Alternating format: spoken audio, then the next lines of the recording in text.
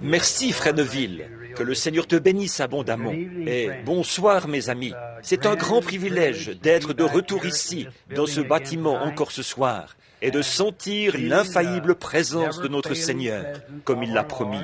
Maintenant, je sais que beaucoup d'entre vous sont restés pour le petit message de ce soir, et j'en suis très reconnaissant.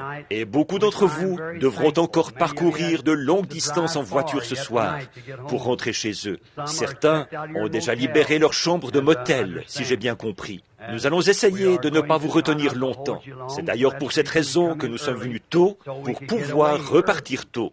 Et maintenant, nous allons, aussitôt que possible, j'annoncerai quand nous allons peut-être commencer. J'ai reçu quelques appels cet après-midi. On veut savoir quand nous allons aborder ces livres ou ces chapitres. Je pense que, si le Seigneur le veut, j'aimerais, la fois prochaine, là, aborder les 7 sceaux de l'Apocalypse et les 7 sceaux naturels. Et puis, si nous finissons à temps, traiter des 7 sceaux qui sont sur le revers du livre. Voyez? Or ça pourrait prendre un peu de temps. Vous voyez, il y a 7 sceaux qui sont ouverts. Il y a 7 fléaux, 7 trompettes, tous ces 7.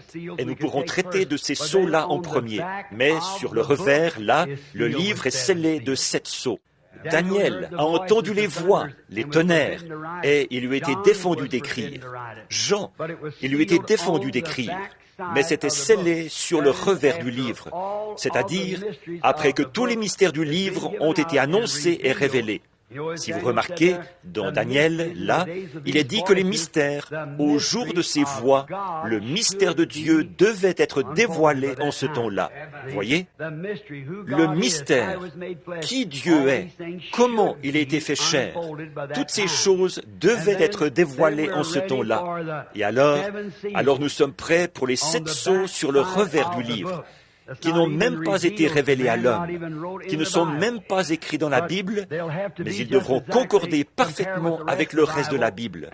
Et je pense que ce sera quelque chose de glorieux. Donc, maintenant, nous allons essayer de nous dépêcher pour pouvoir finir. Merci à chacun de vous pour votre gentillesse et pour votre présence et pour tout ce que vous avez fait. Nous vous remercions beaucoup. Et maintenant, j'espère que nous ne vous retiendrons pas trop longtemps ce soir, parce que vous êtes si patients. Vous restez assis, vous restez debout. Ma femme disait, là-bas au fond, elle parlait d'hier soir, elle disait, j'ai même vu des femmes assez corpulentes. Elles étaient debout, leurs vêtements trempés, debout. Elles saisissaient avidement chaque parole. C'est pour ça que j'aime rester sous l'onction du Saint-Esprit, parce qu'alors, quand on se présente devant ces gens, on leur dit la pure vérité, voyez, et absolument rien d'autre que la vérité. Et alors, ils pourront s'appuyer là-dessus, et tout ira bien. Maintenant, je vous prie de m'excuser pendant quelques instants. Je suis parti un peu tôt ce matin. Les magnétophones ne sont pas en marche en ce moment et dans un instant, j'indiquerai aux frères qui enregistrent à quel moment commencer l'enregistrement. Je voudrais terminer le compte à rebours, prendre 5 minutes pour le faire avant de repartir. J'ai oublié et je suis parti. J'étais tellement emballé ce matin que je suis parti sans rien dire à ce sujet. Mais je vous ai laissé un peu comme ça. C'était quoi le compte à rebours? Voyez, je sais que nous sommes en plein compte à rebours. Mais c'est quoi ce compte à rebours? Voyez, si vous ne savez pas ce qu'est le compte à rebours, alors vous serez un peu déconcerté. Donc, j'aimerais mettre la dernière main à ça, juste. Essayez de parler sur le même ton que ce matin pour terminer cette bande maintenant, afin que la bande puisse sortir. Compte à rebours. Alors, si vous voulez bien m'excuser pendant un instant, je voudrais terminer cette bande. Me le permettez-vous, un instant seulement? Après quoi, nous commencerons l'autre. Alors les frères qui enregistrent, s'il vous plaît, mettez votre magnétophone en marche maintenant. De différents endroits, tout juste rentrés là, nous avons passé des moments merveilleux au cours des 3 derniers messages. Nous avons parlé au sujet de différentes doctrines et d'autres choses que nous avons exprimées. Je viens de me rappeler à l'instant que je dois laisser un petit espace ici pour que vous qui vous occupez de l'enregistrement, vous puissiez changer de bande. Je vais vous dire quand ce sera le moment de commencer l'enregistrement. Bien. Maintenant, je dois surveiller ceci. Ça semble être des manières de procéder bien artificielles, mais il faut que les frères produisent cette bande. Et ils ne doivent pas mélanger tout ça, sinon les gens là-bas, ils ne pourront pas comprendre. C'est pourquoi nous devons le faire de cette manière. Alors, si quelqu'un veut bien sortir du local et me faire signe, là, du junior, quand ils seront prêts à changer de bande. Merci beaucoup, mes amis, je le répète, pour toutes vos gentillesses et tout. Très bien. Maintenant, nous sommes prêts. Vous pouvez commencer l'enregistrement. Que le Seigneur vous bénisse. Nous sommes heureux d'être de nouveau ici, dans le tabernacle ce soir. La salle est bondée. Il y a beaucoup de monde. Debout ce soir encore. Alors que nous avons eu 3 jours ou 3 moments de réunion. J'aimerais bien que vous tous qui écoutez cette bande, s'il vous plaît, procurez-vous aussi la bande d'hier soir. Étudiez ça chez vous. Il est question de l'étape actuelle du ministère que le Seigneur m'a donné. Et plus particulièrement, j'aimerais que les ministres écoutent ça avant que j'aille à leur église et que je me rende chez eux. Donc, j'aimerais qu'ils aient ça. Bon, ce matin, nous avons traité du sujet compte à rebours. L'Église prête pour le départ. Et maintenant, ce soir, Dieu voulant, nous traitons du sujet dans sa présence. Et oh, combien nous remercions Dieu du privilège que nous avons de pouvoir venir dans sa présence. Mais d'abord, je voudrais que vous preniez tous avec moi, dans vos Bibles, le prophète Ésaïe, le chapitre 6 du prophète Ésaïe. Nous savons tous qu'Ésaïe était un prophète majeur et l'un des grands prophètes de son temps.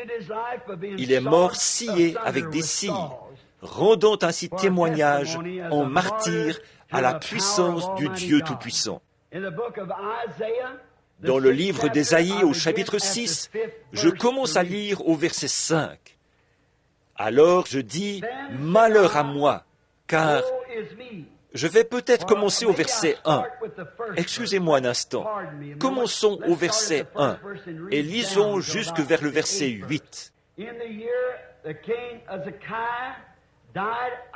L'année de la mort du roi Osias, je vis le Seigneur assis sur un trône très élevé, et les pans de sa robe remplissaient le temple.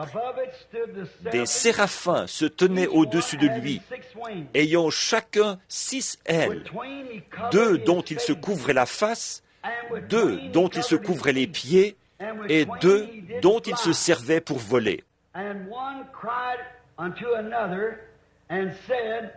Ils criaient l'un à l'autre et disaient, « Saint, Saint, Saint est l'Éternel Dieu des armées, et toute la terre est pleine de sa gloire. » Les portes furent ébranlées dans leurs fondements par la voix qui retentissait, et la maison se remplit de fumée.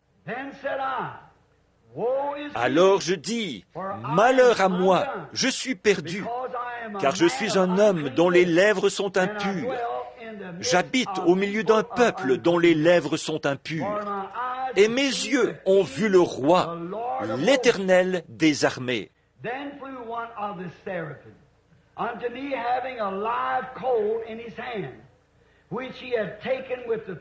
Mais l'un des séraphins vola vers moi, tenant à la main une pierre ardente qu'il avait prise sur l'autel avec des pincettes.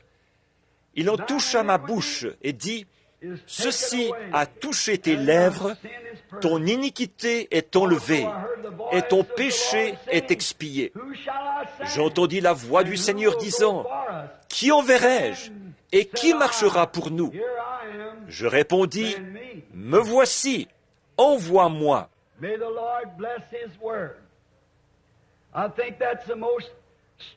Que le Seigneur bénisse sa parole. Je trouve que c'est là une écriture des plus saisissantes. Nous constatons que dans la présence de Dieu, les hommes reconnaissent qu'ils sont pécheurs. Nous nous sentons peut-être très bien lorsque nous sommes ailleurs, à différents endroits. Nous avons l'impression d'être des gens très bien. Mais lorsque nous entrons dans la présence de Dieu, alors nous voyons combien nous sommes petits. Il n'y a pas longtemps, j'étais avec un ami à moi que j'ai eu le privilège de conduire à Christ, Bert Kahn, dans le New Hampshire, un compagnon de chasse. Nous étions près de la chute de Cold Brook, dans les Adirondacks, et c'était vraiment une chute immense, gigantesque. L'an dernier, j'ai emmené ma famille là-bas pour qu'ils voient ça. C'est très loin de la route. Il faut faire une randonnée pour arriver jusque-là. Et quand nous avons vu ces flots d'eau bleu-vert qui jaillissaient avec force des montagnes et qui dévalaient sur les rochers, Bert est resté là à me regarder. Il a dit, « Mince, Billy, un homme se sent petit comme ça » en montrant environ un demi-centimètre avec ses doigts. J'ai dit, « C'est vrai, Bert. » La seule expérience qu'il avait eue pour ce qui est d'entrer dans la présence de Dieu, c'était de voir sa création. L'homme qui a écrit « Que tu es grand ». Je me demande s'il n'avait pas levé les yeux une nuit et regardé les étoiles, comme elles sont loin. Il y a quelques mois, frère Fred, frère Woods et moi, nous étions avec frère McAnally dans le désert de l'Arizona. Nous essayions de mesurer la distance d'une étoile à l'autre. Et comme elles étaient à des millions et à des milliards de kilomètres, on aurait dit qu'elles n'étaient pas éloignées de plus d'un demi-centimètre l'une de l'autre. Alors, nous nous sommes mis à réfléchir. Selon ce qui a été prouvé par la science à ce sujet, ces étoiles sont probablement plus éloignées l'une de l'autre que nous le sommes d'elles. Vous voyez ça? Alors nous constatons combien nous sommes petits, quand nous constatons combien il est grand et combien nous sommes prêts en entrant dans sa présence. Pour une raison ou pour une autre, entrer dans la présence de Dieu a toujours produit un grand effet sur les gens. Il m'est déjà arrivé dans mon ministère de voir la présence de Dieu remplir un lieu au point d'amener une personne à s'avancer et lui révéler sa vie, déclarer ses péchés, toutes sortes d'actes immoraux. Et les gens étaient alors plongés dans un silence sacré, au point qu'ils sortaient de la ligne de prière avant même qu'ils se soient avancés pour qu'on prie pour eux. Ils se précipitaient vers l'autel et se mettaient en règle avec Dieu avant de venir dans sa présence. Vous voyez, il y a quelque chose qui fait que, quand on entre dans la présence de Dieu, ça provoque des choses. J'ai vu des personnes qui étaient étendues sur des lits de camp et sur des civières. Ce soir-là, à Mexico, quand ce petit bébé gisait mort sous une couverture, la petite maman espagnole l'a amené à l'avant, ou plutôt, la petite maman mexicaine l'a amené à l'avant. Quand ils ont vu, plusieurs milliers de personnes là-bas l'ont vu. Ils étaient peut-être 50 ou 75 000 réunis là, qui ont vu ce petit bébé mort revenir à la vie. Des femmes se sont évanouies. Les gens, les mains en l'air, criaient à tue-tête. Pourquoi?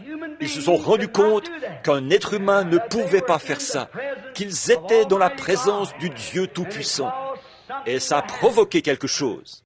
J'ai eu le privilège d'entendre prêcher des hommes saints. On a raconté une fois au sujet de Charles Finney, un petit bout d'homme qui n'a jamais pesé plus de 50 kilos, mais qui s'exprimait de manière tellement énergique que, un jour, il testait l'acoustique d'un bâtiment. À cette époque-là, les systèmes de sonorisation n'existaient pas. Et un homme qui faisait des travaux de réfection en haut, au balcon, ou en haut sur le toit du bâtiment, a entendu cet homme qui entrait.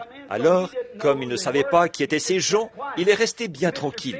Et M. Finney allait tester l'acoustique. Après avoir passé beaucoup de temps en prière, en vue des réunions de réveil qu'il allait faire, il a testé sa voix pour voir jusqu'où elle portait. Il est allé à la chaire en vitesse et il a dit « Repentez-vous, sinon vous périrez !» Et il a dit avec tant de force, après avoir été sous l'onction de Dieu, que l'homme a dégringolé du haut du balcon, sur le sol, ou du haut du bâtiment, sur le sol.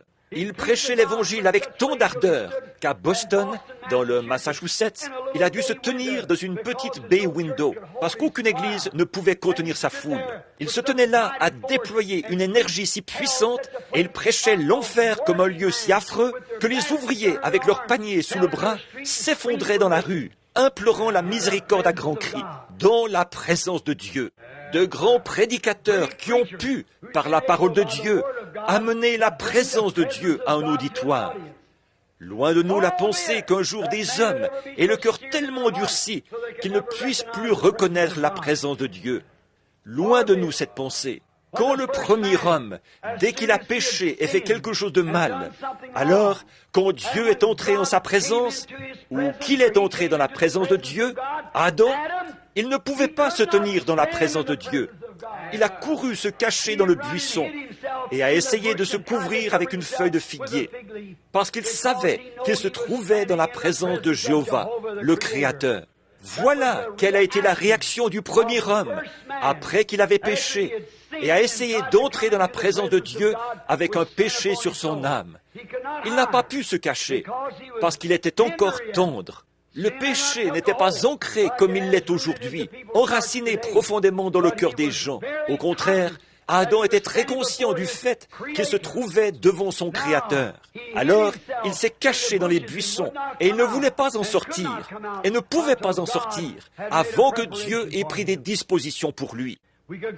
Nous pourrions retourner prendre dans la Genèse le chapitre 17 et le verset 3, où le grand patriarche Abraham, quand il est entré dans la présence de Dieu et que Dieu lui a parlé, au chapitre 17, au nom du Dieu Tout-Puissant, Abraham est tombé sur sa face. Ce grand patriarche, ce serviteur de Dieu, n'a pas pu rester debout dans la présence de Dieu. Pourtant, il l'avait servi fidèlement pendant 25 ans. Mais quand Dieu est venu en sa présence, ce patriarche est tombé sur sa face, parce qu'il ne pouvait pas rester debout dans la présence de Dieu. Dans Exode 3, nous voyons que Moïse, grand serviteur et prophète de Dieu, quand il était là-bas, derrière le désert, cet homme était un homme saint. Il était né dans ce but. Il était, dès sa sortie du ventre de sa mère, né pour être prophète. Il avait essayé de s'instruire et de faire tout son possible pour délivrer son peuple, parce qu'il avait compris qu'il était celui qui allait délivrer son peuple. Mais à ce moment-là, il l'avait compris d'un point de vue théologique. Il avait été formé, il avait reçu une bonne instruction. Il pouvait enseigner la sagesse aux Égyptiens, le peuple le plus intelligent du monde. Il connaissait toutes ces choses dans les moindres détails. Il connaissait les Écritures de A à Z. Il connaissait les promesses que Dieu avait faites. Il les connaissait d'un point de vue intellectuel. Et c'était un grand militaire. Mais un jour, derrière le désert, quand il est entré dans la présence de Dieu, il a ôté ses souliers et il est tombé à ses pieds, car il savait qu'il était sur une terre sainte. Il n'a pas pu rester sur ses pieds quand il est entré dans la présence de Dieu. Il est tombé sur sa face, comme Abraham l'avait fait. Il n'a pas pu rester debout dans la présence de Dieu. Dans Exode 19, 19, quand le peuple qui avait été choisi par Dieu bien longtemps auparavant, du temps d'Abraham, Abraham avait engendré Isaac, Isaac avait engendré Jacob, Jacob avait engendré les patriarches. Les années qui s'étaient écoulées les unes après les autres avaient produit des hommes saints, de grands hommes, un peuple élu, une race élue, un peuple saint, sanctifié, des gens qui avaient servi Dieu toute leur vie. Et un jour, Dieu a dit, « Rassemble Israël ici, je vais leur parler. » Mais quand Dieu est descendu sur le sommet du mont Sinaï, toute la montagne a été embrasée. La fumée s'élevait de là comme d'une fournaise, et la voix de Dieu a retenti comme un rugissement. Les enfants d'Israël sont tombés sur leur face, et ils ont dit « Que Moïse parle, et non Dieu, de peur que nous ne mourions. » L'homme, dans la présence de Dieu, se rend compte qu'il est pécheur. Pourtant, ils avaient tous été circoncis selon la loi. Ils avaient observé les commandements et tout. Mais quand Dieu a parlé et qu'ils sont entrés en sa présence, ils se sont rendus compte qu'ils n'y étaient pas du tout, qu'ils n'étaient pas en règle, qu'il leur manquait quelque chose, parce qu'ils étaient dans la présence de Dieu. Oui, et ils ont dit que Moïse parle et non Dieu, car si Dieu parle, nous mourrons tous. Que Moïse nous parle. C'est dans Luc 5, 8, là, que Pierre, oh, lui qui était alors un homme très têtu, un homme qui avait beaucoup d'influence, beaucoup de pouvoir, à ce qu'il paraît. Il était un genre de brute, un pécheur bien connu. Mais quand il a vu le miracle de Dieu accompli par un homme apparemment ordinaire, c'est à ce moment-là qu'il a reconnu qu'il fallait être plus qu'un homme pour mettre tous ses poissons dans le filet. Tandis que lui, avec toute son éducation, toute sa connaissance de la pêche, il avait pêché toute la nuit et n'avait rien pris du tout. Mais il avait entendu quelqu'un dire « Jette ton filet à l'eau ». Et quand il s'est mis à tirer, il y avait là une grande quantité de poissons. Il s'est rendu compte qu'il était un homme pécheur. Il a dit, « Retire-toi de moi, ô Seigneur, parce que je suis un homme pécheur. » Qui a dit ça? Saint Pierre, dans la présence de Dieu, a demandé à Dieu de se retirer de sa présence parce qu'il a reconnu qu'il était pécheur. Abraham a reconnu qu'il était fautif. Adam a reconnu qu'il était fautif. Lui qui était le Fils de Dieu, il a reconnu qu'il était fautif. Moïse a reconnu qu'il était fautif. Israël, eux qui étaient une église et une nation, ils ont reconnu qu'ils étaient fautifs. Retire-toi de moi, parce que je suis un homme pécheur. Il n'a pas essayé de dire, moi je suis saint et digne de recevoir ceci. Il a dit, je suis un homme pécheur. Une fois, un homme religieux, prétentieux, imbu de toute la théologie qu'il avait pu recevoir sous les enseignements d'un grand docteur appelé Gamaliel. Son nom était Saul de Tarse, que nous connaissons sous le nom de Paul. Religieux jusqu'au bout des ongles. Il connaissait toute leur religion, jusque dans les moindres détails. Il était pharisien, né de pharisien, et hébreu, né d'hébreu. Il était un homme éminent, un érudit, intelligent, habile, instruit. Il prétendait avoir connu Dieu dès le berceau. Mais un jour, pendant qu'il était en route vers Damas, cette colonne de feu a brillé sur lui, et il est tombé à ses pieds, par terre, dans la poussière. Et il a dit, « Seigneur, que veux-tu que je fasse ?» Toute sa grande formation théologique, toute son instruction, ça ne valait rien du tout lorsqu'il s'est tenu dans la présence de Dieu. J'aimerais m'arrêter ici un instant pour vous dire que c'est encore la même chose. Vous avez peut-être un doctorat en théologie, peu importe ce que vous êtes peut-être assidu à l'église depuis votre enfance. Vous avez peut-être accompli tous les actes religieux qui existent, mais une fois dans la présence de Dieu, vous vous sentirez tellement petit et tellement nul. Paul s'est rendu compte qu'il avait tort, et il est tombé par terre, sous cette influence et cette puissance. Quand il a levé les yeux et vu le Dieu même qu'il avait prêché, et auquel il s'était opposé, qu'il avait cru connaître, et qu'il a constaté qu'il avait tort, il est tombé à la renverse par terre, parce qu'il était dans la présence de Dieu. Il a vu cette colonne de feu.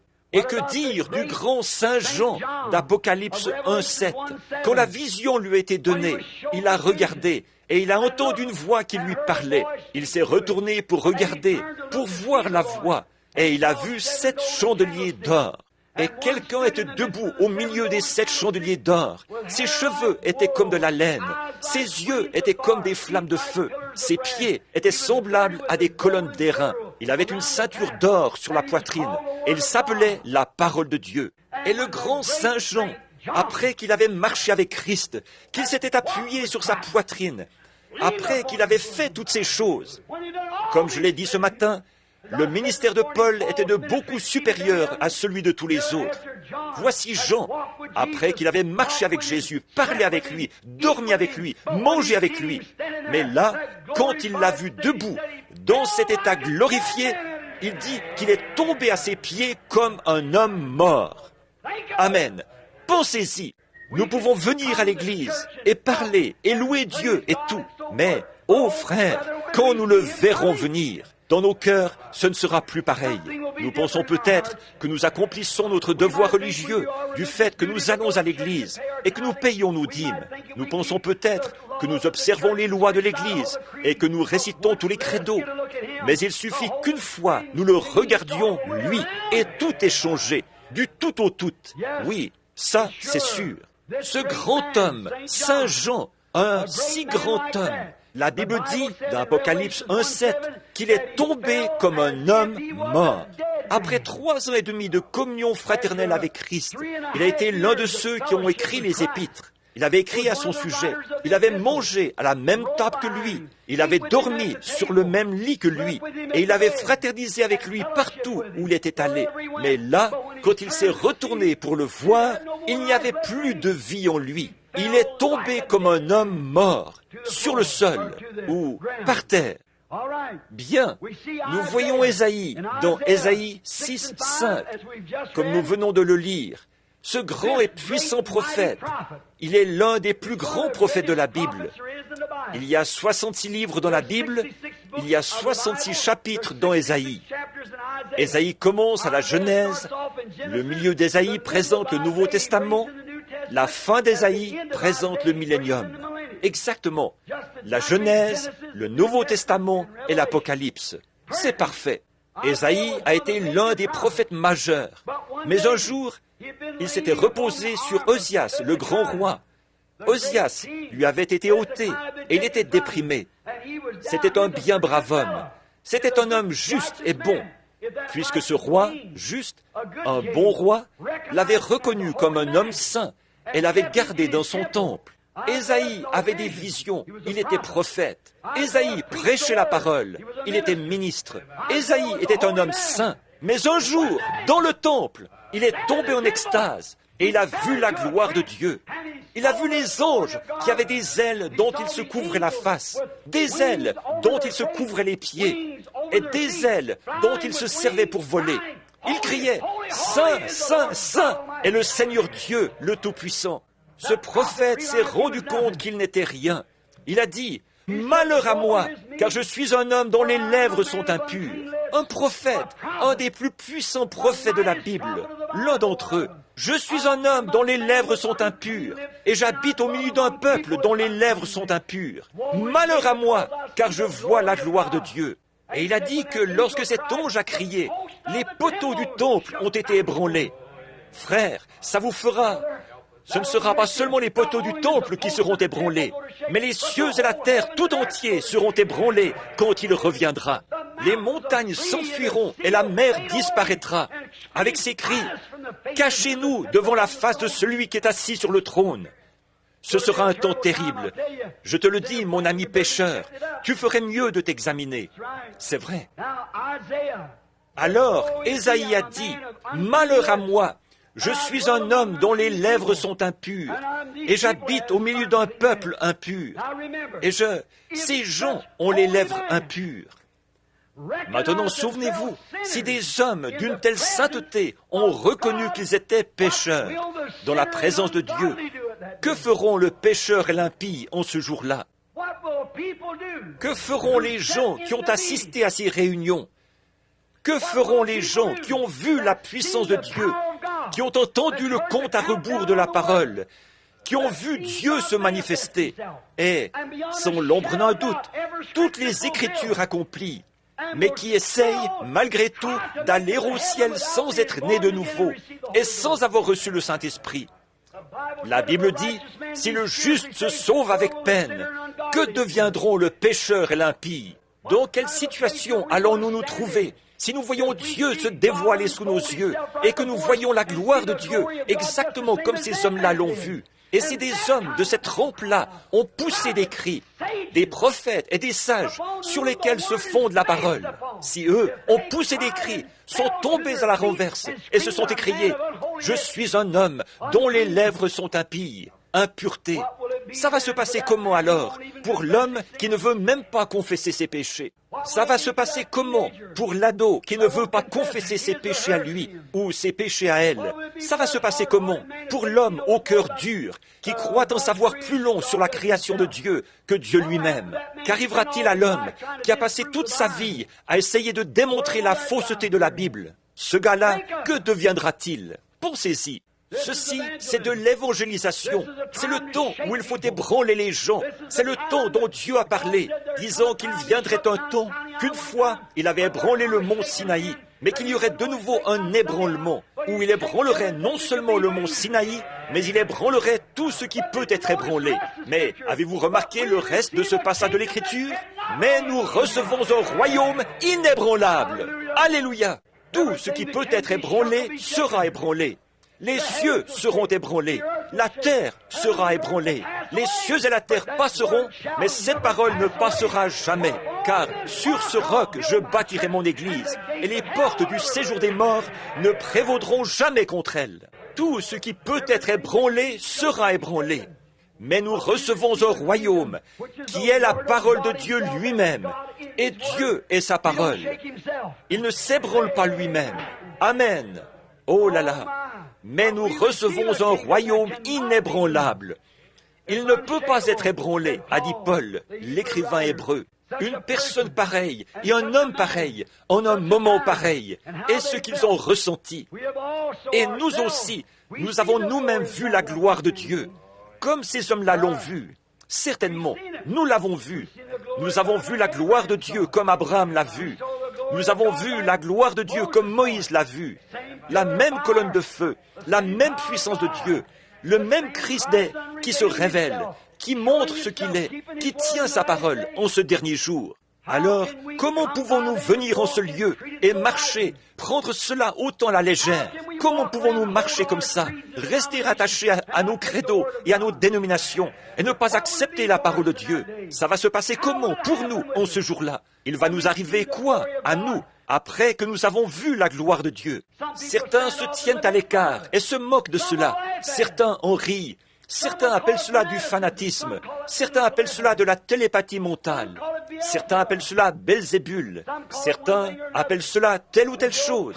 Comme dit le vieux proverbe, les insensés marchent avec des souliers cloutés là où les anges craignent de poser les pieds. C'est vrai.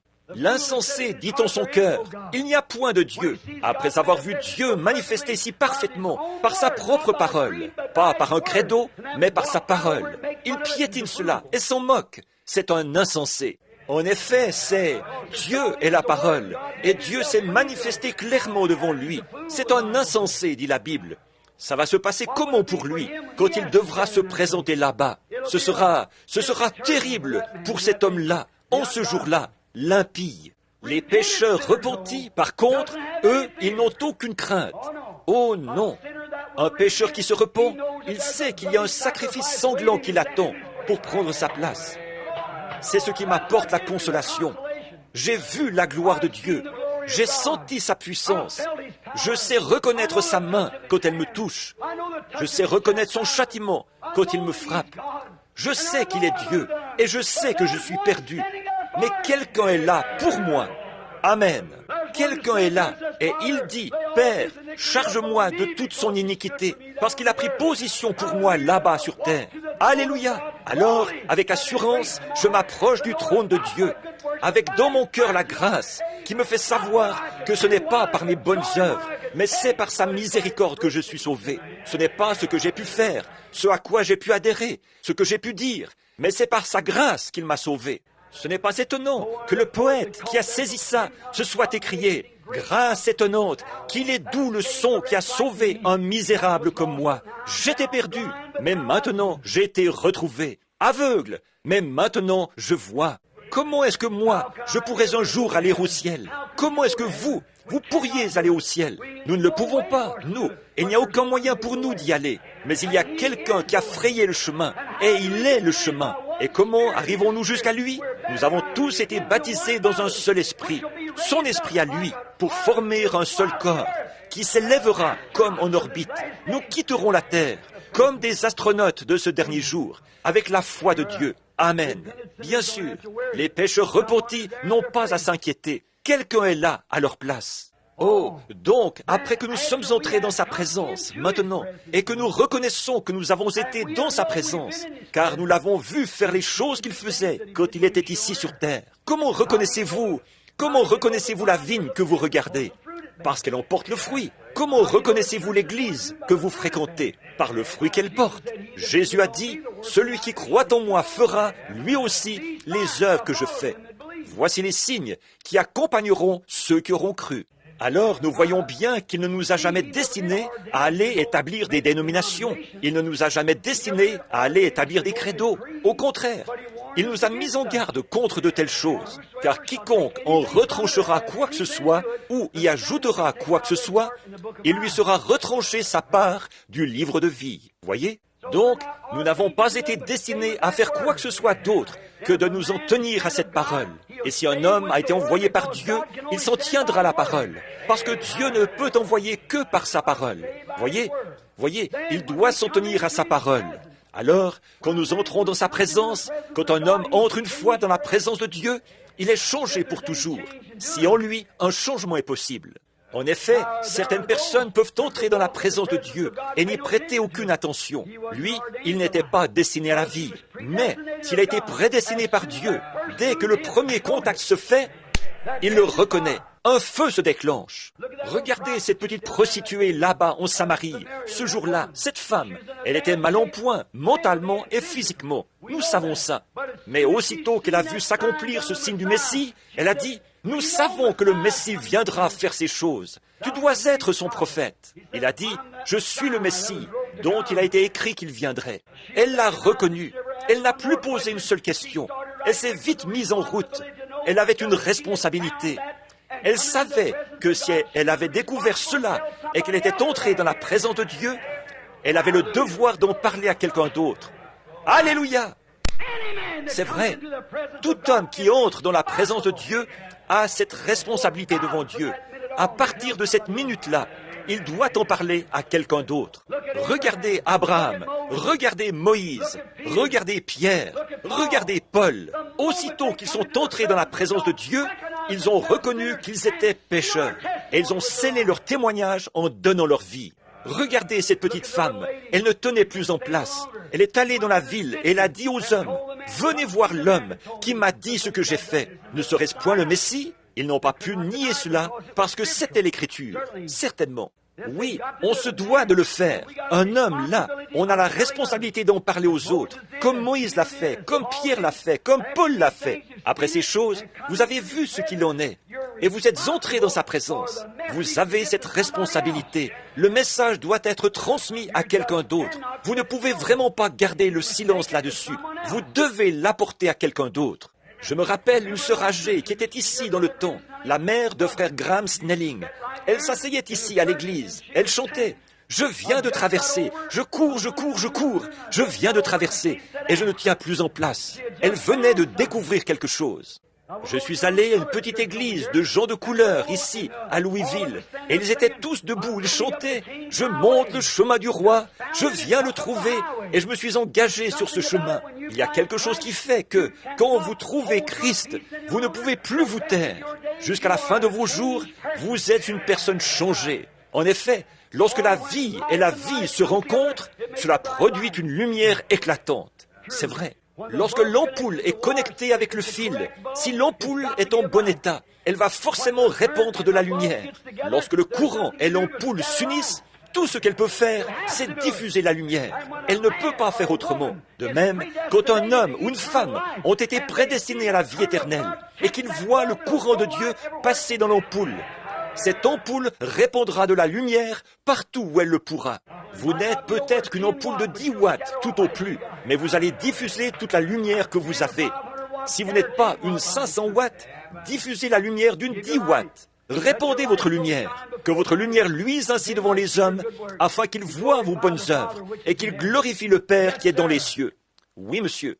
Lorsqu'un homme entre en contact avec Dieu, il reconnaît qu'il ne vaut rien. Comment un homme peut-il marcher comme ça, en se vantant de son importance et de tout ce qu'il a pu faire, alors qu'il n'est rien? Il n'est rien au départ. Un jour, à Memphis, de le Tennessee, ou à... Je ne pense pas que c'était à Memphis. C'était à l'un des endroits, là-bas. J'étais avec frère Davis. Je faisais des réunions de réveil. C'était peut-être à Memphis. Et nous sommes allés dans un stade. Et ils avaient là, ce n'était pas un stade, c'était un genre de musée d'art. Et ils avaient là les grandes statues qu'ils avaient acquises, provenant de différentes régions de la terre, représentant Hercule et différentes choses, et ce que de grands artistes avaient peint. Et puis, ils présentaient là l'analyse d'un homme qui pesait 70 kilos. Savez-vous quoi? Combien il vaut? 84 cents. C'est tout ce qu'il est. 84 cents. C'est la valeur de tous les éléments chimiques dont il est composé. Il contient juste assez de lait de chaux pour asperger un nid de poule. Il contient un tout petit peu de calcium, un peu de potasse. Le tout se vendrait 84 cents. Mais nous prenons bien soin de ces 84 cents et nous les dorlotons. Il y avait 2 jeunes hommes qui se trouvaient là, et l'un a regardé l'autre. Il a dit, « Jim, on ne vaut pas grand-chose, hein ?» Il a dit, « Non, vraiment pas, Jean. » J'ai dit, « Mais un instant, les gars, vous avez en vous une âme qui vaut 10 000 mondes, qui peut être rachetée par la puissance de Dieu. Il suffit de l'accepter. » L'homme, quand il voit ces choses, il a la responsabilité d'en parler à d'autres. Je l'ai vu quand j'étais encore tout jeune. J'y ai consacré toute ma vie. Mon seul regret, c'est que je n'ai qu'une seule vie. Je souhaiterais en avoir 10 000. Même si j'avais une éternité, je voudrais toujours en parler aux gens, parce que c'est la chose la plus glorieuse que j'ai jamais trouvée. Si vous lisez dans Ézéchiel 33, au chapitre 33 d'Ézéchiel, une sentinelle avait été placée sur une tour, et cette sentinelle avait toute la ville sous sa responsabilité. Amen. Maintenant, réveillez-vous, réveillez votre conscience spirituelle un instant, pendant que je m'arrête sur ce passage de l'Écriture. Cette sentinelle devait être un homme formé à ça. Il fallait qu'il sache ce qu'il fait, car à quelque distance qu'il soit, dès qu'il se pointait, que l'ennemi se pointait, il pouvait le détecter. Il pouvait reconnaître leur marche, il pouvait reconnaître leur couleur, il pouvait reconnaître leurs hommes de troupe. Aussi loin que les yeux humains puissent voir, lui, il voyait tout ça. Et il était au-dessus de tous les autres, parce qu'il avait été formé pour reconnaître l'ennemi. Et Dieu le rendait responsable du sort de toute la ville. Sentinelle, que dis-tu de la nuit? Alléluia! C'est comme ça que sont les soldats de Dieu aujourd'hui. Ils sont formés dans la parole. Quand surgit quelque chose qui présente une touche de raffinement, qui présente autre chose que l'Écriture, ils avertissent leur assemblée. Tout ce qui n'est pas la Bible, tout ce qui n'est pas de Dieu, comme d'avoir des soupers où on sert de la soupe, des soirées dansantes et tout le reste, pour payer les pasteurs. Ces pratiques-là sont mauvaises. Jouer au loto et avoir des soirées de cartes dans les églises, c'est mal. Et la vraie sentinelle sur la muraille, celui qui est déjà entré dans la présence de Dieu, s'il n'est pas sur la muraille, s'il est seulement censé être sur la muraille, cette muraille-là n'est peut-être pas plus haute que le reste de l'assemblée. Mais s'il est la sentinelle qu'il faut, Dieu l'élève très haut, dans des sphères que les autres n'atteignent jamais. Mais il veille sur le troupeau, et Dieu exige ça de lui. L'homme de Dieu qui est dans la présence de Dieu et qui sait que Dieu est Dieu, qui sait que Dieu tient sa parole et qui regarde Dieu se manifester, faire son devoir et tenir sa parole. Alors peu importe combien d'organisations ou de dénominations cherchent à démolir cela, lui, il reconnaît les hommes de troupe de l'ennemi. Amen. Il sait ce qu'il faut dire à l'assemblée, la vraie sentinelle. Si nous avons confessé qu'il existe, si nous avons été dans sa présence et que nous avons confessé nos péchés, ils sont effacés du livre de son souvenir. Personne d'autre que Dieu ne peut faire ça. Bon, vous pourriez me faire n'importe quoi, je vous pardonnerai, mais je m'en souviendrai. Si moi, je vous faisais quelque chose, vous me pardonneriez, mais vous vous en souviendrez. Mais Dieu, lui, il peut pardonner et oublier. Réfléchissez à ça. Ne s'en souvient même plus. Amen. Ça me fait du bien. Quand la chose ne revient même plus à la mémoire, ça, il n'y a que Dieu qui puisse le faire. Il n'y a que Dieu qui puisse faire ça. Il a dit qu'il effacerait de son livre de souvenirs.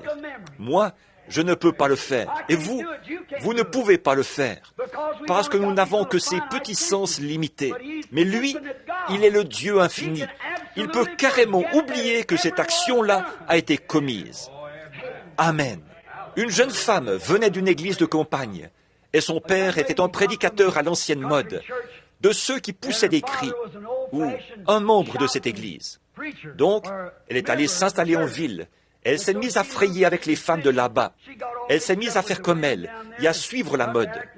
Un jour, elle a eu un peu honte de la visite de son père et sa mère, ou de son père plutôt. Sa mère était morte. Donc, le brave vieux, tout ce qu'il faisait, le matin, il se levait, prenait son petit déjeuner, et ensuite, il prenait sa Bible et la lisait. Et il pleurait, il priait, il poussait des cris de joie toute la journée. Il courait de long en large dans la chambre. Et elle, ça la mettait un peu mal à l'aise. Et donc, à toute heure de la nuit, là, s'il prenait la Bible et se mettait à la lire, il se levait du lit et criait à tue-tête. Gloire à Dieu! Alléluia! Oh, gloire à Dieu! Il passait la moitié de la nuit à taper du pied et à pousser des cris. Donc, un jour, elle allait recevoir les membres de son église pour un petit thé, le genre de réception qu'il donne tout le temps, vous savez. Alors, elle se demandait ce qu'elle allait bien pouvoir faire de son père. Après tout, C'était son père.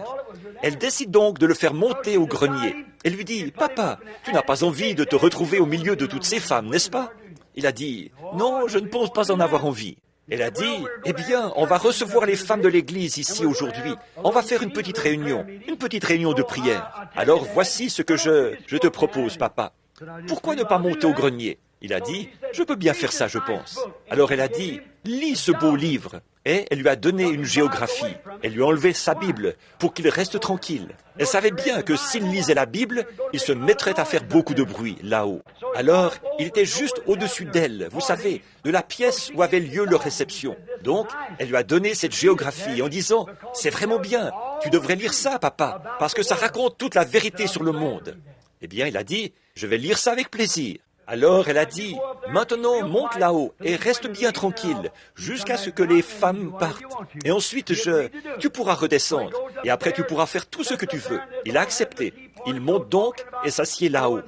Et pendant leur thé, vous savez, elles étaient toutes là à jacasser au sujet d'un tel. Et vous savez comment ça se passe. Elles s'amusaient bien. Et à peu près à ce moment-là, il y a eu un déchaînement incroyable là-haut, de cris et de sauts et les morceaux de plâtre qui tombaient. Le brave vieux courait à toute vitesse, de long en large dans le grenier.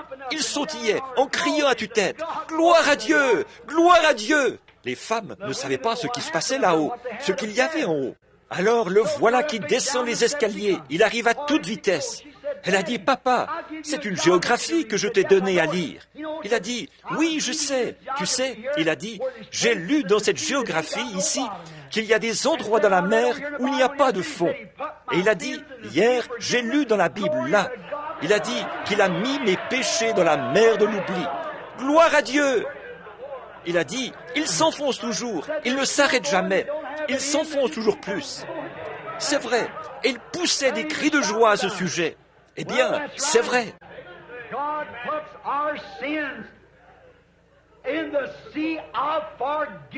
Dieu met nos péchés dans la mer de l'oubli. Il les efface. Et c'est comme si ce n'était jamais arrivé. Oh là là!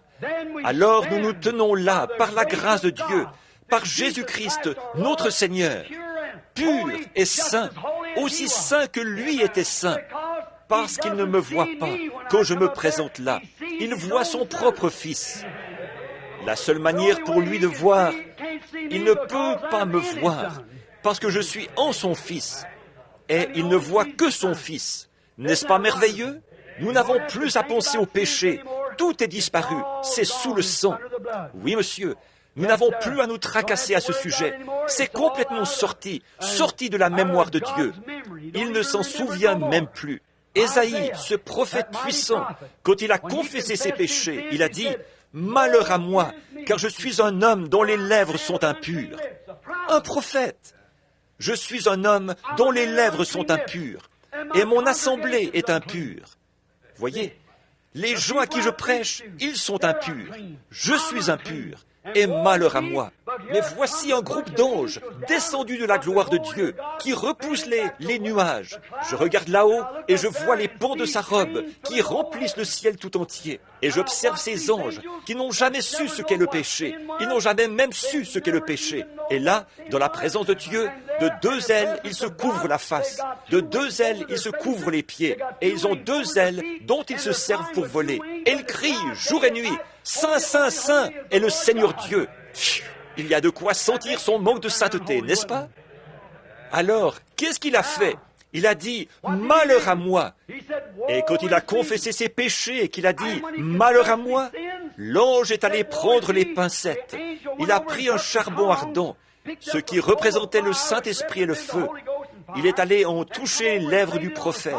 Et il a dit, « Je t'ai purifié. » Alors les ailes, en battant l'air comme ça, ont repoussé les rideaux du temps.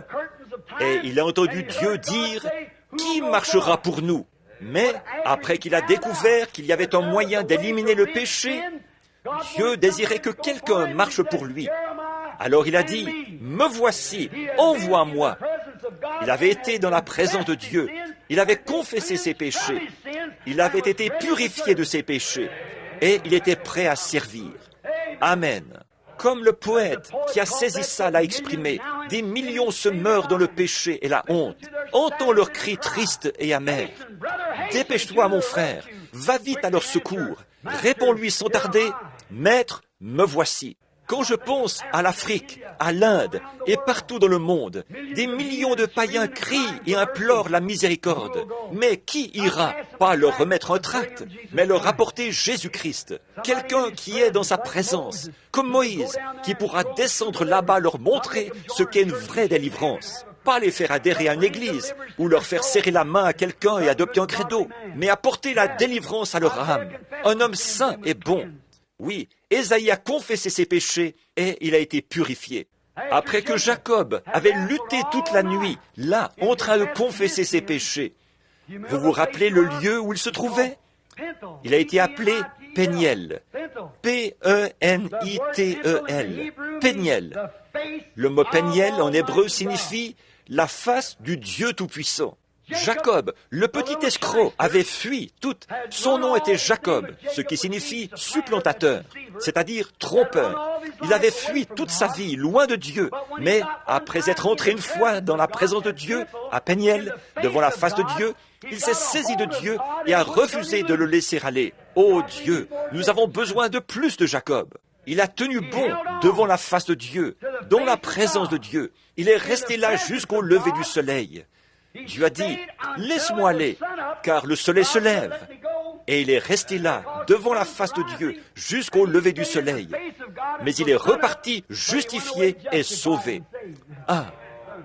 Oh, c'était vraiment fantastique. Donc, de savoir qu'il avait lutté jusqu'au bout. En effet, il avait eu des signes venus de Dieu. Il avait eu des songes au sujet de Dieu. Mais cette fois-là, il avait été devant la face de Dieu, dans la présence de Dieu. Pensez-y, mes amis. Maintenant, nous allons faire vite. Dans la présence de Dieu, un homme est changé. Jacob a été changé. Il pouvait maintenant marcher avec Dieu. Oui, il était un homme différent de celui qu'il était lorsqu'il est parti là-bas. Le combat était maintenant terminé. Oui, monsieur. Et il s'est mis à bâtir un autel. Il n'avait pas l'habitude de bâtir des autels, vous savez. Mais je vous assure que quand on entre dans la présence de Dieu, on a envie de bâtir un autel quelque part. On a envie de trouver un endroit où on pourra prier. Il a bâti un autel. Il avait été purifié. Dieu avait gagné. Et Jacob a été changé de Jacob, supplantateur, en Israël, un prince puissant devant Dieu. C'est ce qui est arrivé à Jacob. Le supplantateur, le trompeur, l'injuste, l'impie, le trompeur, qui avait trompé son frère, qui avait, pour ainsi dire, volé à son frère le droit d'aînesse. Il l'avait obtenu par un moyen déloyal. Quel trompeur! Il a trompé son beau-père. Il a mis des branches de peuplier, ce qui a produit des veaux tachetés. Quand les vaches portantes venaient là, regardaient ça, et les brebis, elles voyaient ces branches tachetées et mettaient bas des petits tachetés, qui avaient des taches de naissance à cause de ça. Trompeur! Il a trompé son propre beau-père. Il a trompé sa mère, trompé son père, trompé son frère. Mais après être entré une fois dans... C'était un escroc. Il était en fuite partout où il allait. Il était toujours en fuite devant Dieu. Il était en fuite devant son frère. Mais quand il est entré dans la présence de Dieu, il a reconnu qu'il était un pécheur. Qu'est-ce qu'il a fait? Qu'est-ce qu'il a fait?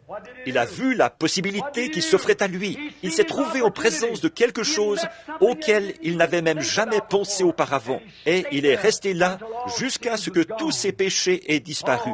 Oh là là! Dieu l'a amené en sa propre présence. Dieu trouve un moyen d'amener les hommes en leur présence, après quoi ils prennent leurs décisions. Certains fuient loin de lui, certains accourent vers lui. S'ils ont été prédestinés à la vie, ils y croient, ils s'y accrochent. Sinon, ils cherchent à s'éloigner et ils disent « Il n'y a rien de vrai là-dedans. » Voyez? Et ça, c'est l'homme qui est perdu. L'homme qui confesse son péché recevra son pardon. Si vous cachez votre péché, vous ne prospérerez point. Non.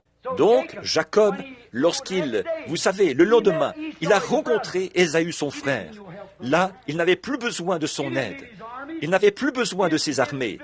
Son occupation maintenant, c'était de bâtir des autels. Il ne craignait plus Ésaü. Psaume 16, 8. David a dit, « Je garde l'Éternel sous mes yeux. » C'est une bonne chose à faire. Psaume 16, 8. « Je garde l'Éternel sous mes yeux. » afin qu'il ne soit pas dans la confusion. Il désirait être conscient de sa présence. C'est pourquoi David a dit, « Je garde constamment l'Éternel devant moi. » En effet, moi, David, je garde l'Éternel devant moi, afin d'être toujours conscient de la présence de Dieu. N'est-ce pas que ce serait une leçon valable pour chacun de nous ce soir? Gardez l'Éternel devant nous, afin d'être conscient de sa présence. Faites-le passer avant tout. Pourquoi? Faites-le passer avant tout, devant vous. Pourquoi? Alors, vous ne pécherez pas. Quand vous êtes conscient que vous êtes constamment dans la présence de Dieu, quand vous êtes conscient que Dieu est présent, vous surveillez ce que vous dites. L'homme, quand il pense que Dieu est absent, il jure, il convoite les femmes, il vole, triche, ment, il se permet n'importe quoi, quand il pense que Dieu ne le voit pas.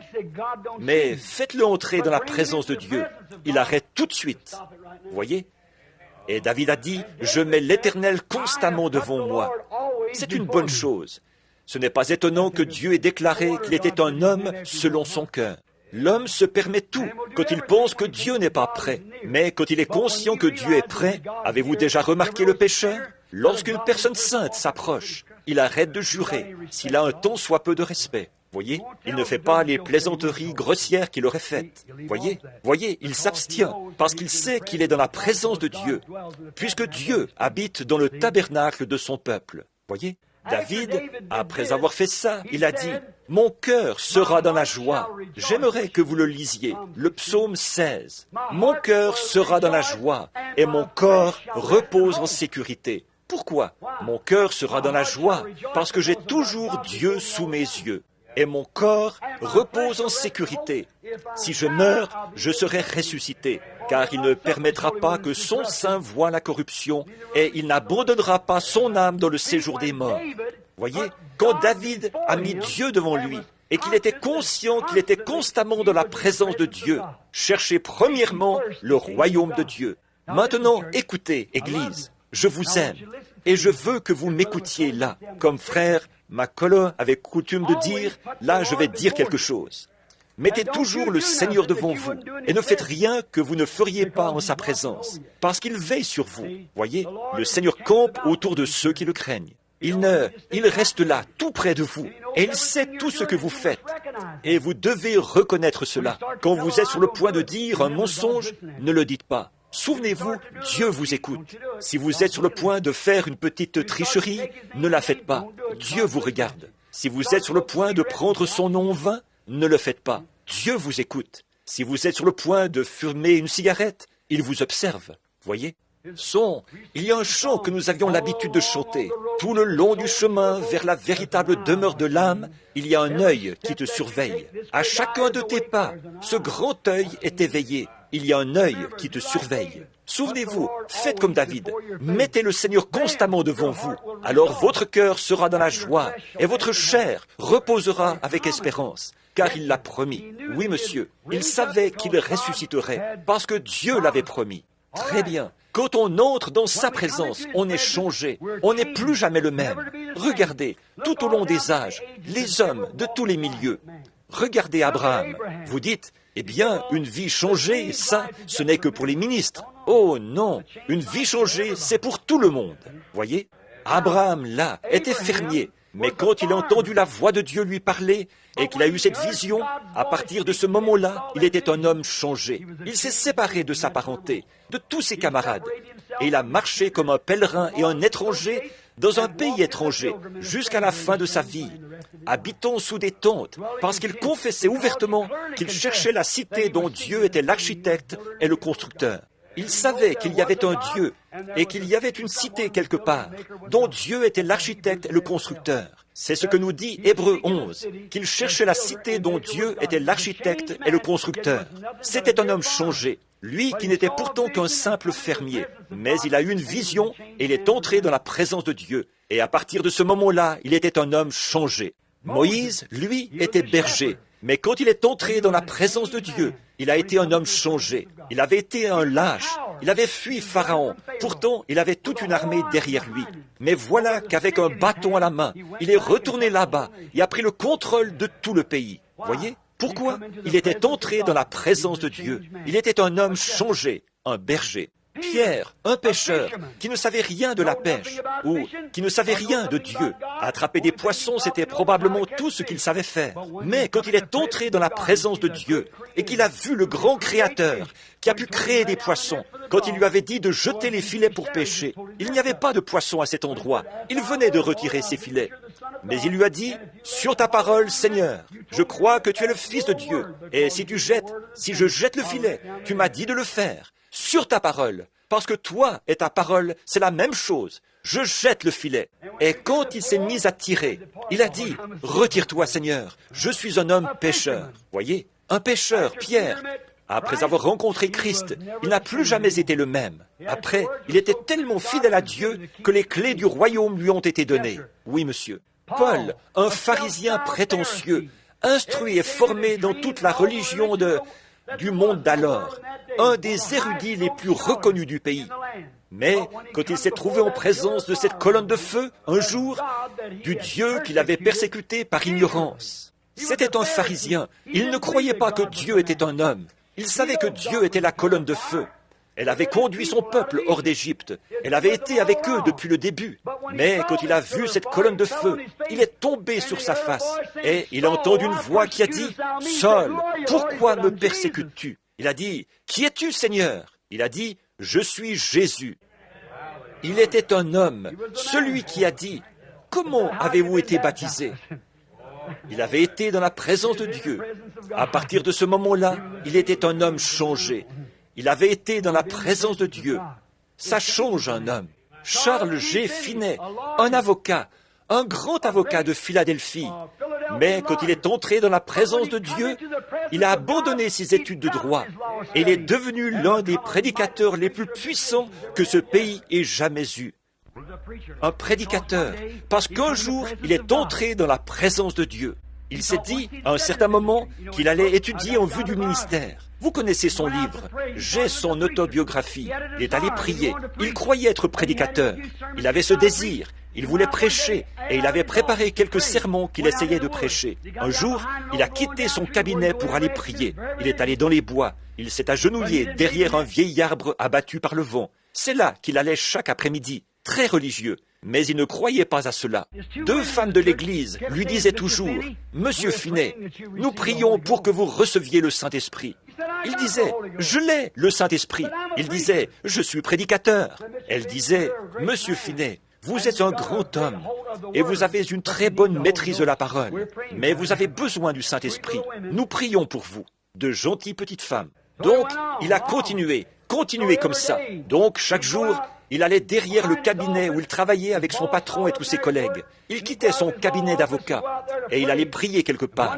Un jour qu'il était là-bas en train de prier, il a entendu un craquement de branches. Il a pensé que c'était son patron qui venait, qui le cherchait. Il s'est relevé d'un bond. Il était en train de dire, « Seigneur Dieu, je crois en toi. » Et il y a eu un craquement de branches. Il s'est relevé, il a regardé autour de lui pour voir ce qui avait produit ce craquement de branches. Et c'est à ce moment-là qu'il est entré dans la présence de Dieu. Il a compris que ce craquement de branches, c'était dans un but. Il s'est tenu là, les larmes coulant sur ses joues. Il a dit, « Ces femmes ont peut-être raison. J'ai honte d'être vu en train de parler à mon Dieu, mais je considère comme un honneur d'être vu en train de parler à mon patron. Mon Seigneur, ne vaut-il pas bien plus que mon patron ?»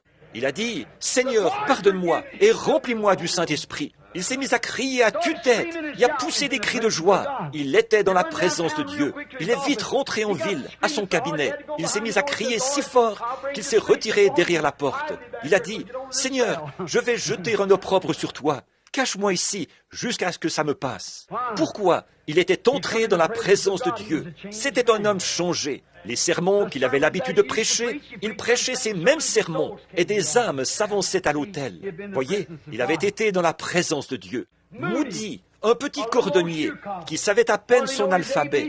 C'est vrai, sa grammaire laissait à désirer. Quelqu'un lui a dit un jour, « Votre grammaire laisse vraiment à désirer, Monsieur Moody. » Il a dit, « Mais je gagne des âmes avec. » Alors, un jour, dans les journaux, le rédacteur en chef allait écrire quelque chose dans le journal. Il est allé voir comment cet homme arrivait à captiver des foules dans de telles conditions. Une espèce de petit homme, chauve et tout, la barbe qui descendait très bas, du genre bedonnant. C'était un homme qui ne payait vraiment pas de mine.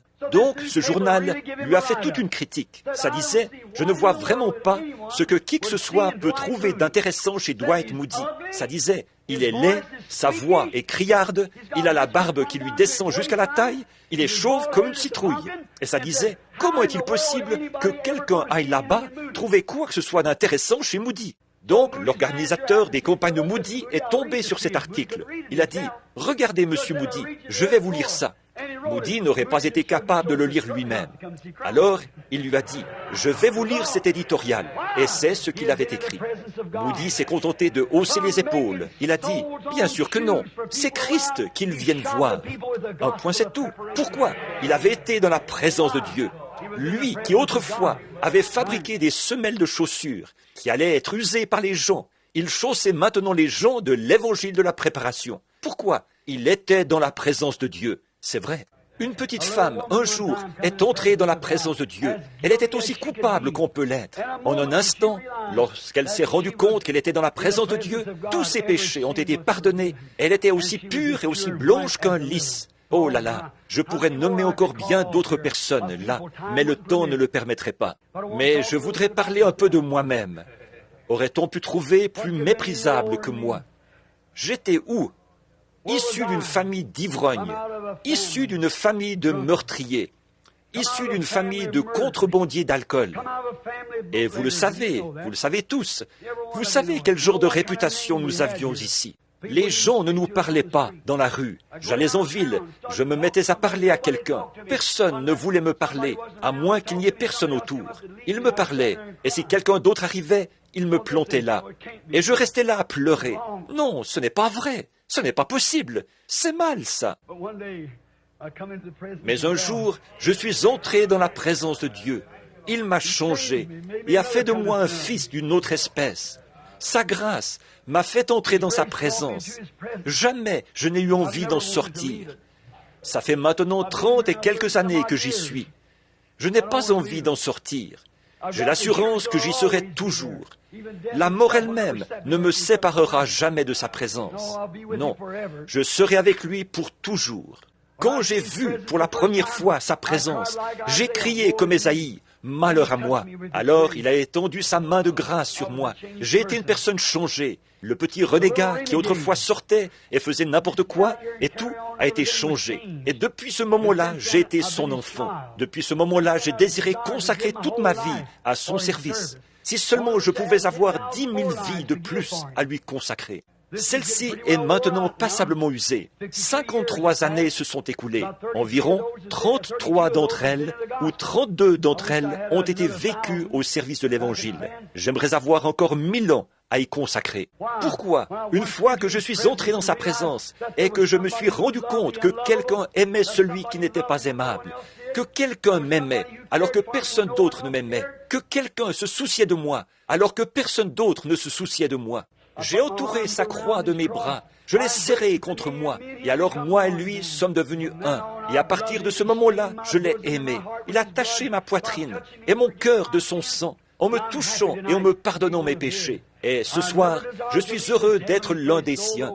Je désire ne jamais quitter ce lieu céleste, bien que le tentateur ait souvent cherché à me convaincre. Mais je suis en sûreté dans l'attente de Dieu. Son amour et sa grâce me rendent heureux.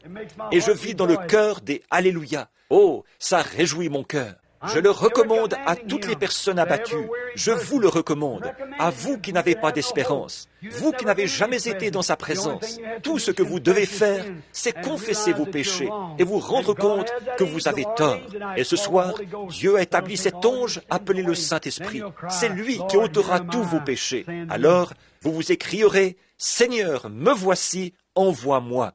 Alors, vous lèverez les mains et vous chanterez « Je le louerai, je le louerai, je louerai l'agneau meurtri, que tout peuple le glorifie, car son sang lave tous les péchés. Je l'aime, pas vous, vivre dans sa présence.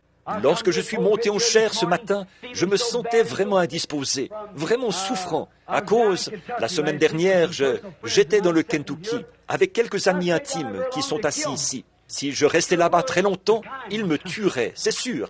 On me gâte à mort. Quelques-unes des meilleures cuisinières que j'ai jamais rencontrées dans ma vie. Et quand je suis plein, complètement gavé, frère Branham, vous prendrez bien un peu de ceci. Et c'est tellement bon que j'essaye de faire descendre ça de force.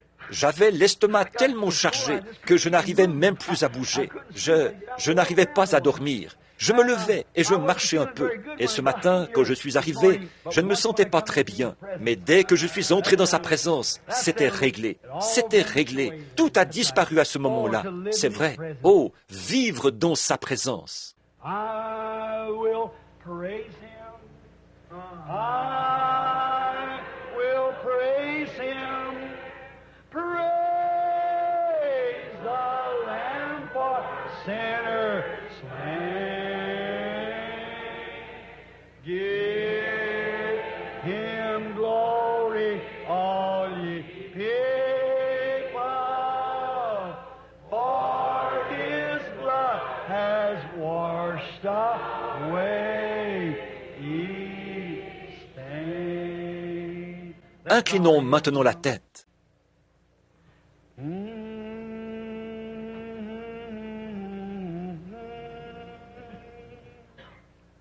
For he's done so much for me.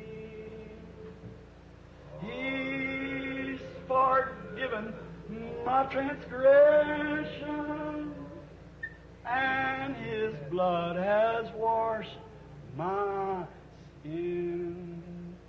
I will praise him. I will praise him. Praise the Lamb for sinners slain.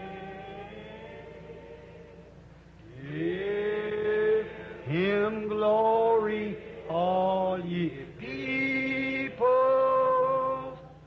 for his blood has washed away ye stain.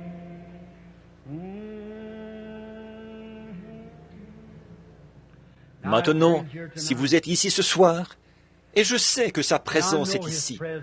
J'étais dans la pièce tout à l'heure avec une petite fille de l'Église de Dieu. Le Saint-Esprit est venu sur moi pendant que je priais pour cette petite. Ses parents étaient descendus du camping de l'Église de Dieu d'Anderson. Et le surveillant là-bas, il savait que cet enfant, les docteurs avaient déclaré qu'elle pourrait, c'était inévitable, elle allait bientôt mourir de la leucémie. La petite, gentille petite, était maintenant en phase terminale. Elle est venue là derrière et elle a tendu vers moi sa petite main, tout enflée à cause des aiguilles et de tout ce qu'on y avait injecté, et toute bleue. J'ai posé mon regard sur elle, j'ai eu une vision. Les parents venaient de lire un livre là-bas. Ils ne savaient rien de ces choses. Le surveillant général là-bas au camp leur a parlé, disant qu'il fallait amener l'enfant ici. Il voulait revenir au moment où nous ferions un service de guérison. Et j'ai dit, amenez l'enfant maintenant. Je me sentais conduit. Pendant que j'étais là dans la pièce, le Saint-Esprit est retourné en arrière et a retracé les antécédents de l'enfant. Il a raconté comment tout ça était arrivé, ce qu'ils avaient fait.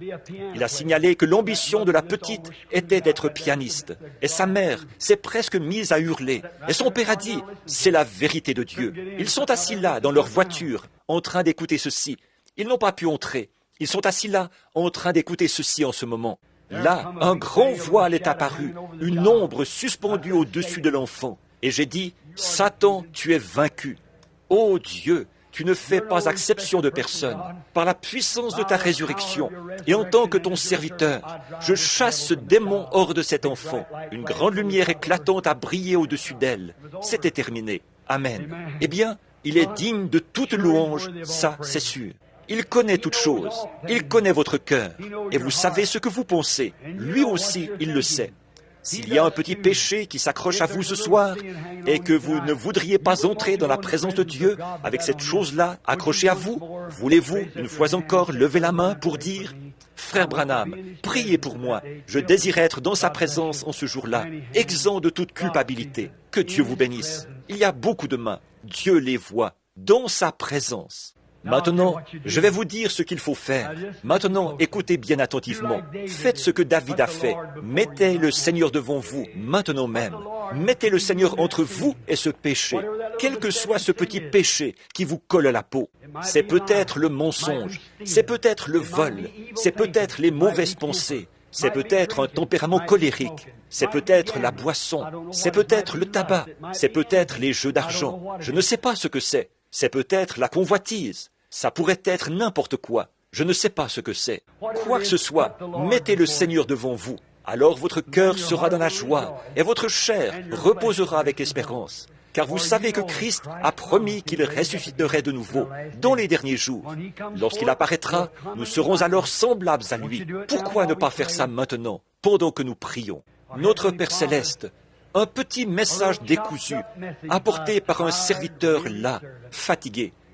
Mais je réfléchissais à ce sujet, demeurer dans la présence de Dieu. Et nous voyons ce soir quel effet cela a produit sur des hommes saints, d'entrer dans ta présence. Quel effet cela a eu sur eux?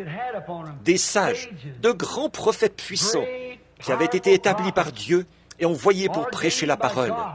Mais quand ils l'ont rencontré face à face, ils sont tombés par terre, comme un homme mort. Nous, qu'est-ce que nous allons faire en ce jour-là, Seigneur? Nous avons bien réfléchi là-dessus. Nous y avons réfléchi. Une quarantaine ou une cinquantaine de mains y ont réfléchi, Seigneur. Puisque ces gens viennent de lever la main, ou les cœurs qu'il y a derrière ces mains y ont réfléchi, à leur rencontre avec lui, depuis que nous parlons. Eux, qu'est-ce qu'ils feraient s'ils devaient le rencontrer? Mes mains à moi, Seigneur, sont levées. Qu'est-ce que je vais faire? En effet, Père, je commets beaucoup de fautes. Je viens de confesser mon péché ce matin devant l'Église, comme je te l'ai confessé au sommet de la montagne l'autre matin, quand il faisait grand vent et qu'il neigeait. Et là-haut, au sommet de la montagne, oh, combien j'ai crié à toi, et je t'ai supplié de me pardonner ma stupidité. Et combien j'appréhendais de venir devant mes frères, alors que certains d'entre eux me considèrent comme ton serviteur prophète. Et Seigneur, ça me coûtait terriblement de venir devant eux pour leur parler d'un acte stupide, que j'ai pu faire une chose pareille. Mais, ô Dieu, il est salutaire pour mon âme, que je confesse mes péchés et que je ne les cache pas. Alors, pour être honnête envers toi et sans reproche devant les gens, je l'ai confessé, Seigneur. J'ai tort, j'ai complètement tort. J'implore pardon. Et puis, Père, j'ai été lent à agir dans des choses qui te concernaient, lent à te servir. Souvent, j'aurais peut-être pu continuer plus longtemps, mais je ne le faisais pas. Père, je confesse mes péchés. Je veux que l'ange de Dieu me purifie de cela par le sang de Jésus. D'autres mains se sont levées ce soir. Peut-être que certaines personnes n'avaient encore jamais demandé pardon. Mais je suis sûr d'une chose. Si nous confessons nos péchés, Dieu les effacera, les mettra dans la mer de l'oubli et ne s'en souviendra plus jamais. Alors, Père, je confesse les miens de m'être mal conduit devant ces gens. Je ne me suis pas comporté comme un serviteur de Christ. Non, je craignais que cet homme soit fâché contre moi, en pensant que je ne voulais pas l'offenser. Mais je ne pensais pas à ce que j'étais en train de te faire, à toi, Seigneur. Alors là, je te prie de me pardonner. Et maintenant, Père, je sais que si je demande pardon, j'obtiens le pardon. Tu as mis toutes ces choses dans la mer de l'oubli, et tu ne t'en souviendras plus jamais.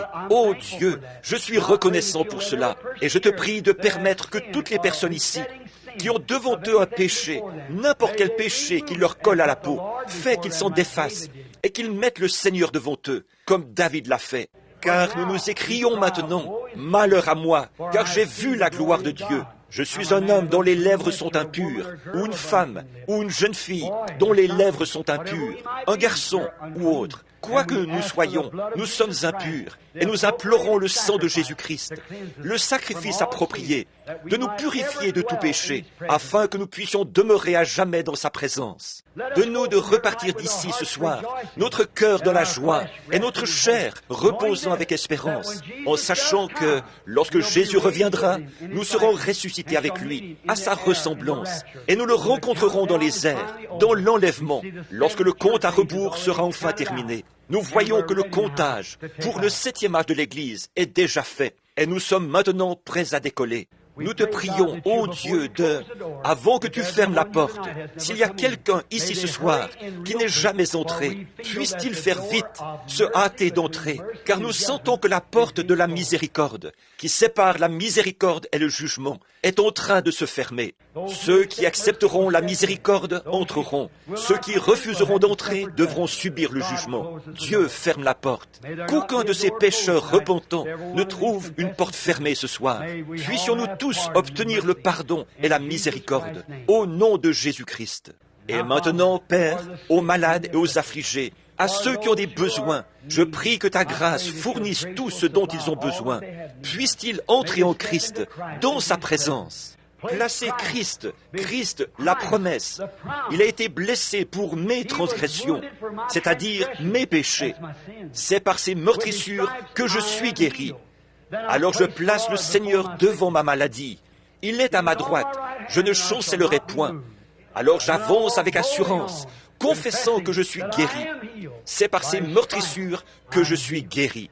Accorde-le, Seigneur, à chacun d'eux. Et nous savons que si nous confessons de notre cœur ou de nos lèvres et que nous croyons dans notre cœur, alors nous obtenons ce que nous désirons. Tu as dit, quand vous dites quelque chose, croyez que cela arrive, et ce que vous avez dit vous sera accordé.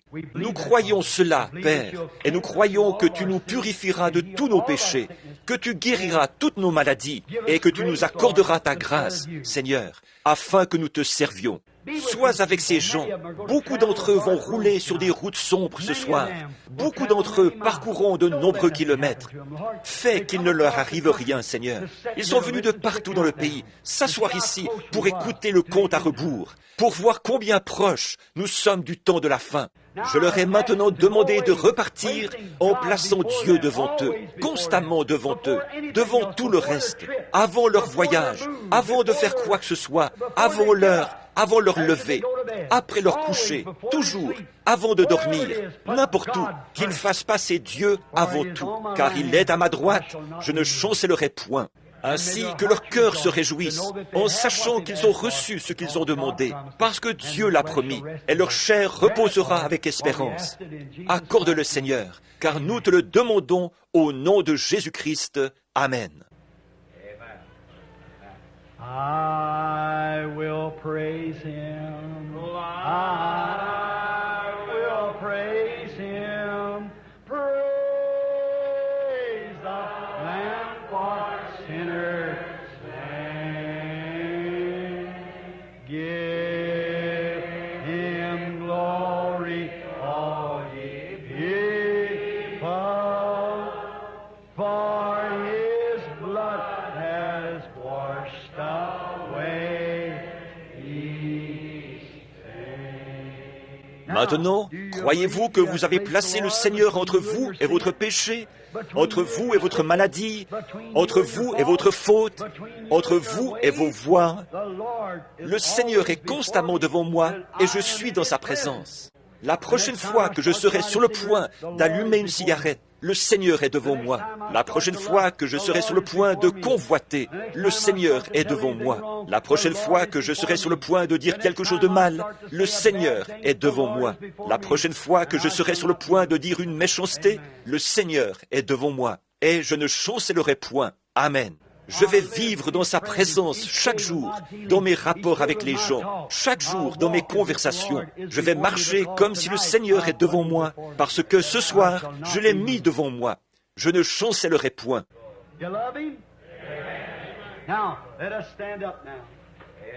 L'aimez-vous?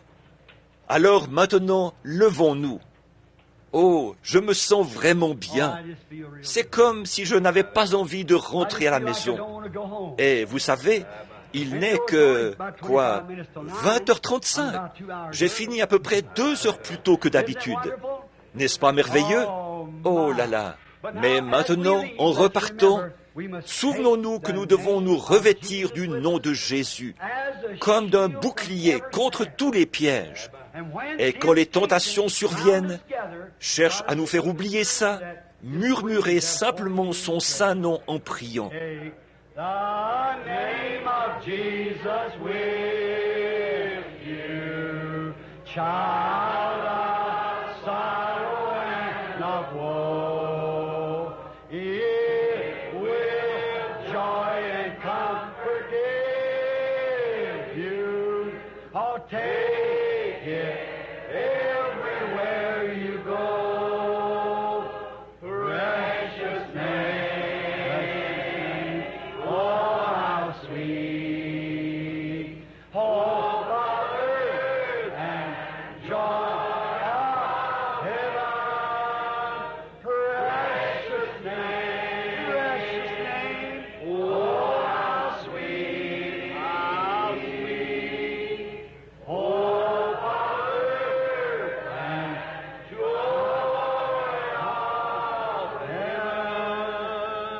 combien apprécie notre pasteur, frère Neville. N'êtes-vous pas reconnaissant au Seigneur pour cet homme bon et honnête, un homme de tous les jours qui croit l'Évangile?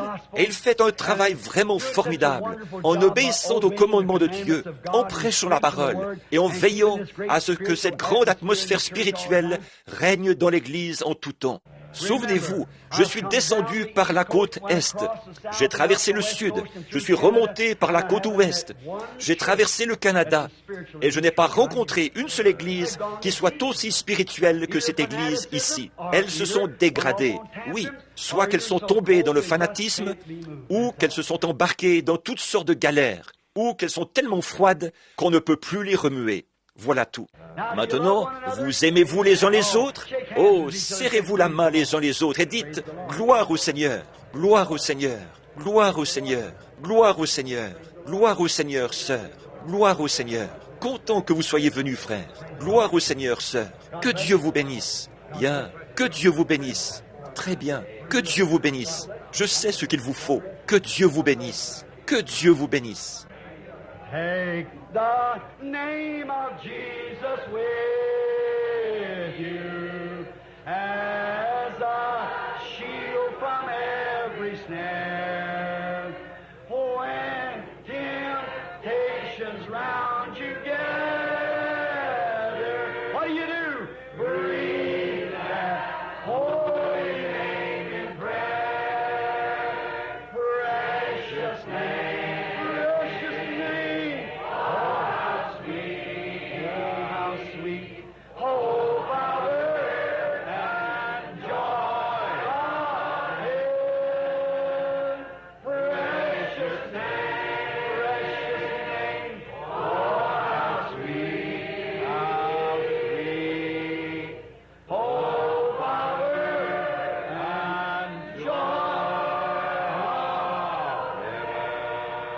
Inclinons maintenant la tête, tout doucement. Ne l'oublions pas, là. Chantons encore ce couplet.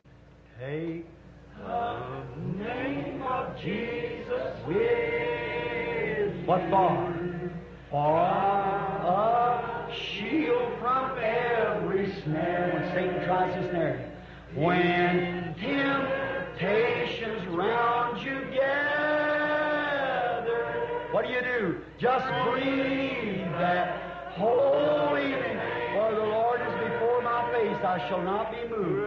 Precious name, precious name. Oh, how sweet. Oh,